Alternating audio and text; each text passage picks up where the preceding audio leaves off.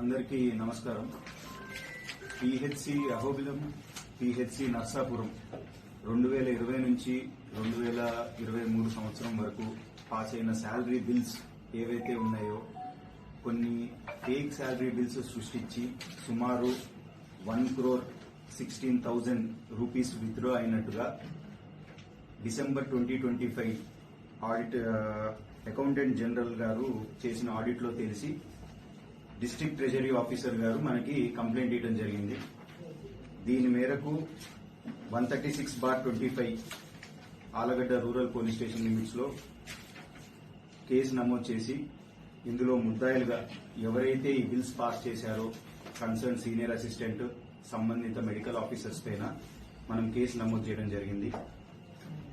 ఈ రోజు మనకు వచ్చిన ఇన్ఫర్మేషన్ మేరకు A1 ఇంతియాజ్ అలీ ఖాన్, ఇతను సీనియర్ అసిస్టెంట్, చిన్న కందుకూరు విలేజ్ దగ్గర ఉన్నట్టుగా తెలిసి నేను మా టీం పాలగడ్డ రూరల్ పోలీస్ టీం అందరూ కలిసి అక్కడికి వెళ్లి అతన్ని అరెస్ట్ చేయడం జరిగింది.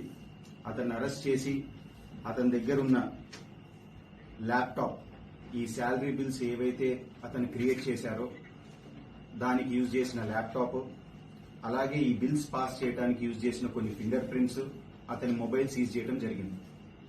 అలాగే విచారణలో భాగంగా ఏదైతే ఈ ఫ్రాడిలెంట్ గా 1,16,000 అమౌంట్ ఇతను విత్డ్రా చేశాడో ఇదంతా ఈ డబ్బులతో ఏం చేశాడని మనం విచారణ చేపట్టగా అతను ప్రొద్దుటూరులో ఉన్న ఒక plot almost nearly value 77 lakhs ఉంటుంది, అది పర్చేస్ చేశాడని చెప్పడం జరిగింది.